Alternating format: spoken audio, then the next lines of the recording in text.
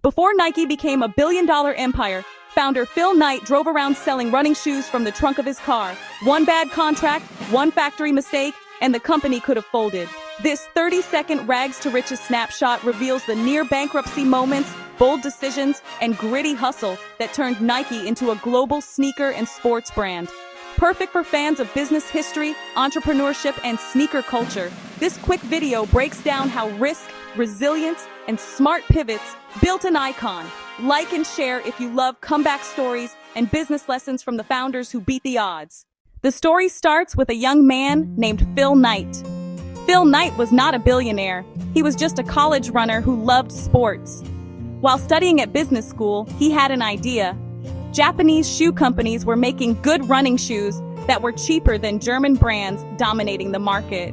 So Phil asked himself a question: what if I import these shoes and sell them in America?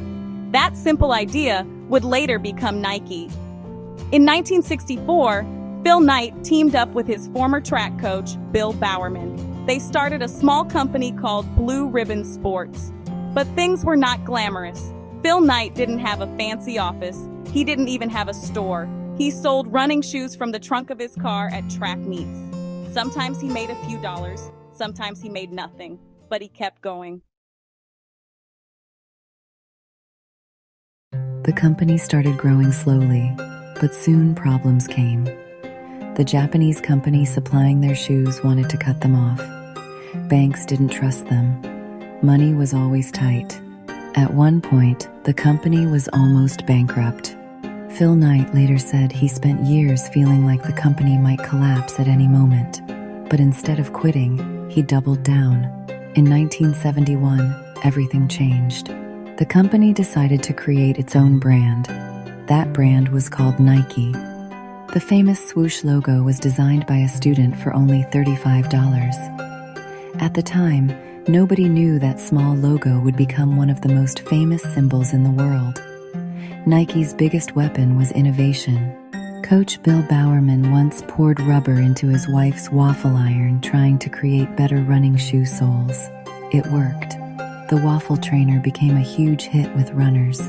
Nike started growing faster and faster. But the real explosion came in 1984. Nike signed a young basketball player named Michael Jordan. At the time, Jordan was just a rookie. Nike created a shoe called Air Jordan. Nobody expected what happened next. The shoes became a global phenomenon. Nike's sales skyrocketed. Today, Nike is everywhere, from football fields to basketball courts, from street fashion to Olympic athletes.